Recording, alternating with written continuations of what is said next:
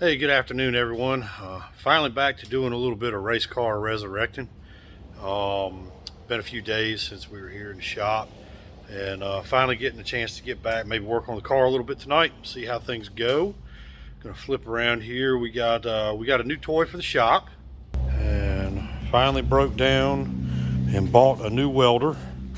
Some of y'all might recognize this. This is a Harbor Freight Vulcan Omni Pro 220. It is a multi-process machine. It will do MIG, flux core, stick, and TIG welding. And I went ahead and bought the TIG attachments because I've always wanted to learn it, and my son knows a little bit about it, so I'm going to get him to teach me how to do some TIG welding.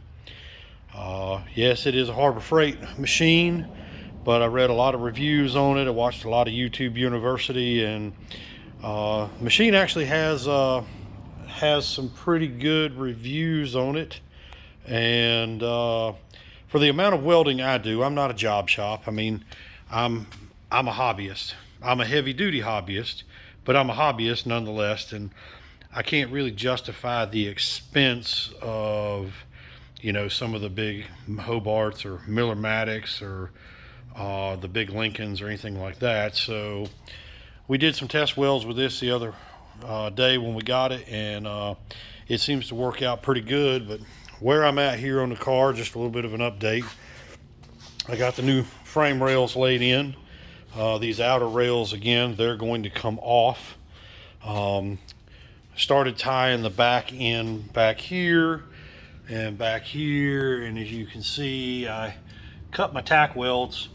I got this thing cut in place, and when I did, I started pulling some diagonal measurements, and it's 1/8 of an inch out of square, which for 1/8 of an inch on what we've got here, pretty darn good, but it'll keep me up at night. So what I've done and what I found out is when I cut this loose, it sprung just a little bit, and these frame rails back here, these are supposed to be 36 inches apart. They're 36 inches up here and all the way through, but down here it's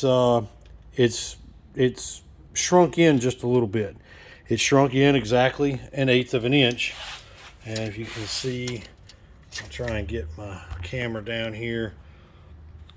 It's in exactly 1/8 of an inch, and I think this is actually where my 1/8 is out of square, because if you go over here and you look at this joint right here, it's opened up on that end, and I think that's where my 1/8 is. So what I'm going to do is come in here tonight with a clamp and get this where it needs to be. I have a piece of material I'm going to weld across there to hold it at exactly 36 inches so that it's where it's supposed to be. And then once I have that tacked up, I'm going to finish cutting these tacks loose and see about getting this thing squared up and where it needs to be. But that's the plan for tonight. So I'll jump in once I get done tonight with a little update, see how far I made, and let you all know how it's going. But appreciate it. We'll be back soon.